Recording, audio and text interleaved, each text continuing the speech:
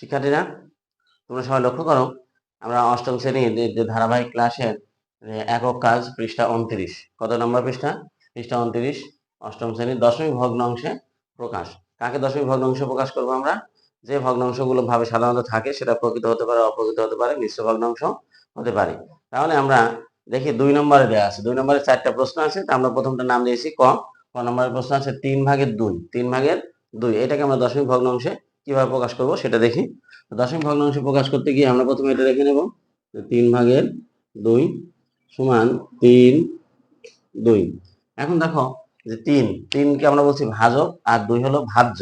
তাহলে 2কে 3 দ্বারা ভাগ করা যায় না, কারণ হলো এটা ছোট। যদি ছোট সংখ্যা হয়, যেহেতু এটা কি দশমিক সংখ্যা, তাহলে আমরা এখানে একটা দশমিক দিব। কি দিব এখানে? দশমিক যখন একটি দিব, তখন আমরা এখানে একটি শূন্য নিতে পারবো। ভাজ্যে একটি করে কি নিতে পারবো? শূন্য নিতে পারবো। এখন দেখো আমাদের ভাজ্য কত? 20 হয়েছে, আর ভাজক কত? 3। তাহলে 3 দিয়ে আমরা যদি 20কে ভাগ করি, তাহলে কি হবে? 3-এর ঘরে যদি আমরা নামতা পড়ি, 3 আগে 3, 3 2 6, 3 3 9, 3 4 12, 3 5 15, 3 6 18, 3 7 21। 7 বার দিলে বেশি হবে আর 6 বার দিলে কম হবে। 3 6 18। এখন যদি আমরা এটা বিয়োগ করি, তাহলে কত হচ্ছে? 2 হচ্ছে। শূন্য থেকে যায় না, এখান থেকে 1 হলে 8, তাহলে এখানে 2। এখন দেখো এই যে 6 2 আমরা পেয়েছি, আবার দশমিকের জন্য এখানে একটি কি পাবো? দশমিকের জন্য এখানে আরেকটি আমরা শূন্য নিতে পারবো। প্রত্যেকবারই ভাজকে একটু করে আমরা কি নিতে পারবো? ভাজ্যে শূন্য নিতে পারবো। এখন যদি আমরা শূন্য নেই, তাহলে আবার কত হলো? 20। তাহলে আমার কত দিয়ে ভাগ যাবে? আবারও 6 দিয়ে ভাগ যাবে। 3 6 কত? 18। 3 6 18। এখন আবার বিয়োগ করি, আবারও কত হবে? বিয়োগফল আমাদের 2 হবে। কত হবে? 2। আবার যদি দশমিকের জন্য আমরা আরেকটি কি নেই? শূন্য নিই, তাহলে এখানে কত হবে? আবার 3 6 18ই হবে। কত হবে? 18। আবার বিয়োগ। এই যে ভাগশেষ, প্রত্যেকবারই ভাগশেষ আমাদের এখানেও 2 আসছে, এখানেও 2 আসছে, এখানেও 2 আসছে। এরকম যদি আমরা ভাগ করতেই থাকি, তাহলে কতগুলো 2 আসতে থাকবে? এগুলো অসংখ্য 2 আসতেই থাকবে। কতগুলো 2 আসবে এখানে? এখানে এরকম অসংখ্য 2 আসবে। তাহলে এটা সমান আমরা কি লিখতে পারি? যে 0.666 এইরকম চলে যাচ্ছে, এরকম চলে যাচ্ছে। এইটাকে বলছি আমরা দশমিক ভগ্নাংশ। কি ভগ্নাংশ? দশমিক ভগ্নাংশ। তাহলে দেখো যে এই যে 3/2 এর দশমিক ভগ্নাংশ কি হবে? 0.66666। কতগুলা? অসংখ্য 6 হবে। বা আমরা কি লিখতে পারি? 0.6। এই উপরের চিহ্নটাকে আমরা কি বলছি? আবৃত বা পৌনঃপুনিক দশমিক ভগ্নাংশ। এটাকে আমরা এভাবে না লিখে এইভাবেও লিখতে পারি। তাহলে এখন আমাদের এটা প্রথমটা শেষ হলো।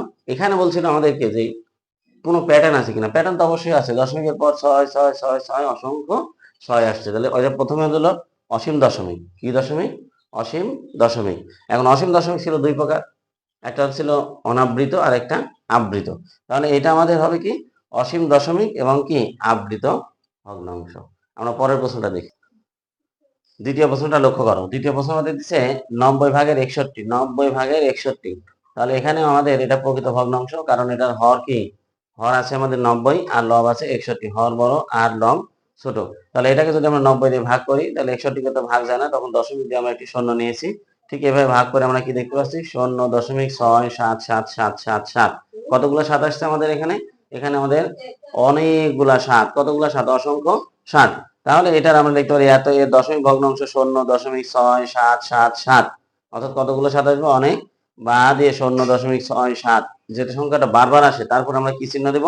আবৃত বা পৌনঃপুনিকের চিহ্ন দেব। পৌনঃপুনিকের চিহ্ন কি হয়?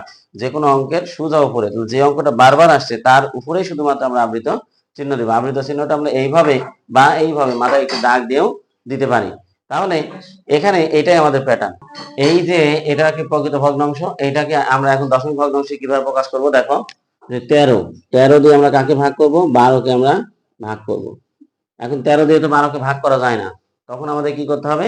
যে হলো এগুলো দশমিক ভিত্তিক, তাই শূন্য দিয়ে দশমিক দিয়ে আমরা কি দেবো? এখানে একটি শূন্য দেবো। এখন কত হলো আমাদের? 120। যদি আমরা 13 ঘরের নামতা পড়তে থাকি, তাহলে 13 ঘরের নামতা কত হবে? 9 9 দিয়ে যদি আমরা এটাকে গুণ করি, 3 9 27 7, 9 একে 9 আর 27-এর হাতে কত ছিল? 2। তাহলে 9 আর 2 কত হয়? 11। এখন এটা বিয়োগ করো। বিয়োগ করলে এখানে কত হবে? 3 হবে। এখান থেকে তো 1 আমরা নিয়ে নিয়েছি। এখন দশমিকের জন্য আমরা একটি কি পাবো? একটি শূন্য পাবো। এখন 30, তাহলে 13 ঘরের নামটা 13 দুগুণে কত? 26। তাহলে 13 দিয়ে 26। এখন এটাকে আমরা যদি বিয়োগ করি তাহলে কত হবে? দেখো 40 হবে। কত হবে? 40। এখন এই যে দশমিকের জন্য এখানে আমরা আরেকটি কি পাবো? শূন্য পাবো। এবার 13 ঘরের নামটা 3 13 কত? 39। 3 13 39। 39। তাহলে এটা বিয়োগ করলে কত হবে? আমাদের 1 হবে। কত হবে? 1। এখন দশমিকের জন্য আমরা একটি শূন্য পাবো। দশমিকের জন্য একটি শূন্য যদি পেয়ে থাকি, তারপরেও এটাকে কিন্তু ভাগ করা যায় না। এটাকে কি করা যায় না? ভাগ করা যায় না। তখন আমরা কি করব? এইখানে ভাগফলে আরেকটি শূন্য দেব। ভাগফলে আরেকটি কি করব? শূন্য দেব। শূন্য দিলে ওই শূন্যটা আমরা এখানে ভাজ্যেও নিতে পারবো। কোথায় নিতে পারবো? ভাজ্যেও নিতে পারবো। অর্থাৎ এই দশমিকের জন্য আমরা প্রত্যেকবার একটি করে শূন্য নিতে পারবো, কিন্তু যদি একের অধিক শূন্যের প্রয়োজন হয় তখন এখানেও শূন্য দিতে হবে, এইখানেও শূন্য দিতে হবে। এখানে যদি কম হয় তাহলে এখানে আমরা আরো একটি দিতে পারবো, এখানেও আরেকটি দিতে পারবো। অর্থাৎ এখানে শুধুমাত্র দশমিকের জন্য একটা শূন্যই আমরা নিতে পারবো। এর অতিরিক্ত হলে ভাজ্যেও দিতে হবে, ভাগফলেও দিতে হবে। এখন দেখো সংখ্যাটি কত হয়েছে আমাদের? 100। এখন যদি এটাকে ভাগ করি তাহলে 7 13 কত হবে? 91। যদি আমরা এটা বিয়োগ করি কত হবে? 9। এখন দশমিকের জন্য আবার কি হবে? একটি শূন্য হবে। এখন 7 13 যেহেতু 91, তাহলে 91 তে না, এখন 6 বার যাবে, তাহলে 78। এখন যদি আমরা এটাকে বিয়োগ করি তাহলে কত হবে? দেখো বিয়োগ করলে হবে 2 1। এখন দেখো এই যে প্রথমে ছিল কত? 12 ছিল ভাজ্যে, এখন আমাদের ভাজ্য কত? 12। তাহলে দশমিকের জন্য আমরা আরো একটি কি পাবো? শূন্য নিতে পারবো। তাহলে এখন কত হয়েছে? 120। 120 এর জন্য কত দিয়েছিলাম আমরা? এটা 9 বার দিয়েছিলাম। কতবার দিয়েছিলাম? 9 বার। তাহলে 9 আমরা দেবো আবার। তাহলে 117 বিয়োগ করলে কত হবে? এখানে 3 হবে। তারপরে দশমিকের পর এখানে একটা দশমিকের জন্য একটি শূন্য 30। তাহলে 13 দিয়ে 26। 13 দিয়ে 26 কত থাকবে? এখানে 4। দশমিকের জন্য একটি কি পাবো? আমরা শূন্য পাবো। এবার 3 13 কত হবে? 3 13 39। 3 13 39। তাহলে এখানে 1 কত আসছে? এখানে 1। একের জন্য দশমিকের জন্য একটি শূন্য, কিন্তু এখানে হবে না, তখন আরো একটি শূন্য আমরা নেব। তখন এখানে একটি শূন্য, এইখানে একটি শূন্য। এখন কত হবে আমাদের বলতে পারবে? 7 13 কত হবে? 7 13 91 হবে। 7 13 91। তাহলে এখানে বিয়োগ করলে কত হবে? 9 হবে। এই যে 7 13 91, এখানে 7 দেব। এবার আমাদের কত হয়েছে? 90। এবার 6 দিয়ে দিলে কত হবে? 6 13 78। 6 13 78। তাহলে বিয়োগ করবো আমরা 2 এবং 1। এখন দেখো যে আবার সেই 1 2 চলে আসছে। 1 2 1 2, তার মানে কত? এটা 12 সংখ্যা চলে আসছে আবার। তাহলে এখন তোমরা লক্ষ্য করো যে এই যে 12 সংখ্যাটা বারবার আসছে। কোন সংখ্যাটা বারবার আসছে? এই যে 12 সংখ্যাটা।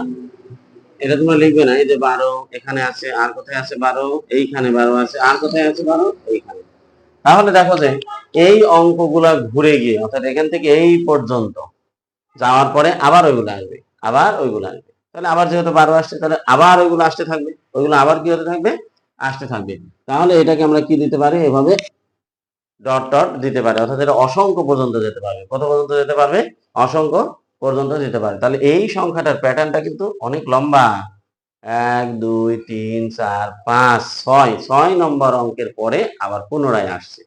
তখন তাহলে দেখো যে এইটার দশমিক ভগ্নাংশটা কি হচ্ছে? এত এর দশমিক ভগ্নাংশ 0.923076। এই যে এটা 923076, এরকম ভাবে এটা আসছে, অসংখ্যবার আসবে। ঠিক, তাহলে এটাকে আমরা কিভাবে লিখতে পারি? যদি আমরা পৌনঃপুনিক বা আবৃত দশমিক তৈরি করি, তাহলে দেখো 0.923076। তাহলে এই 6 অঙ্ক পরপর কিন্তু মিল হচ্ছে। কয় অঙ্ক পরপর? 6 অঙ্ক পরপর মিল হচ্ছে। তখন আমরা এই প্রথমটার উপরে এবং শেষেরটার উপরে আমরা কোন চিহ্ন দেব? আবৃত চিহ্ন দেব। প্রথমটাতে 9 এবং শেষেরটাতে কত আছে? 6। যখন প্রথমে আর শেষে আবৃত চিহ্ন থাকে তখন বুঝতে হবে যে ভিতরে সবগুলোর উপরেই কি আছে? আবৃত চিহ্ন আছে। তাহলে আমরা এইভাবে লিখতে পারি। আবার এই সংখ্যাটাকে আমরা এভাবেও লিখতে পারি। যখন আমরা দাগ দিব মাথায় তখন কিন্তু প্রথম থেকে শেষ পর্যন্ত সব অঙ্কের উপরেই দাগ দিতে হবে। আর যদি আমরা পৌনঃপুনিক চিহ্ন দিই, এই যে এই চিহ্নটা ব্যবহার করি বিন্দু চিহ্ন, তখন প্রথমে আর শেষে দিতে হবে, আর মাঝখানে গুলোর উপর দেওয়ার প্রয়োজন নেই। তো পরবর্তী প্রশ্নটা আমরা দেখি। দেখো পরবর্তী প্রশ্নটা দেখো, আমরা ঘ নম্বর দিয়েছি 2 সমস্ত 99 ভাগের 34। তাহলে এটা একটা কি ভগ্নাংশ? এটা মিশ্র ভগ্নাংশ। মিশ্র ভগ্নাংশকে আমরা এইভাবে রূপান্তর করব।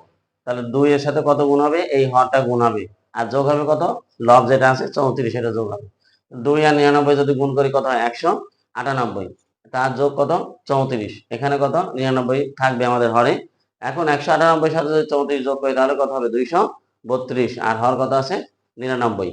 এখন এইটাকে আমরা দশমিক ভগ্নাংশে রূপান্তর করব। দশমিক ভগ্নাংশে রূপান্তর করার জন্য এটাতে আমাদের কি হবে? ভাজ্য, ভাজক, আর উপরেরটা হবে কি? ভাজ্য। তাহলে আমরা ঠিক একই নিয়মে ভাগ করছি। দেখো ভাগ করার পরে আমরা এখানে কি পাচ্ছি? দশমিকের পর 3 4 3 4 3 4, এখানে আসতেই থাকবে 3 4। তাহলে এটাকে আমরা লিখতে পারি যে এত এর দশমিক ভগ্নাংশ 2.3434, অসংখ্যবার এটা আসতে থাকবে।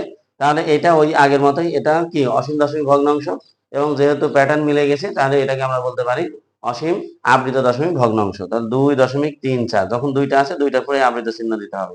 এইভাবে আবৃত চিহ্ন দিব আমরা, অথবা এইভাবে আবৃত চিহ্ন দিব। তো সবাইকে ধন্যবাদ আমাদের সাথে থাকার জন্য। আমাদের পেজটাতে পরবর্তী ভিডিওগুলো পাওয়ার জন্য বা পরবর্তী ক্লাস শেখার জন্য তোমরা অবশ্যই ফলো দিয়ে রাখবে।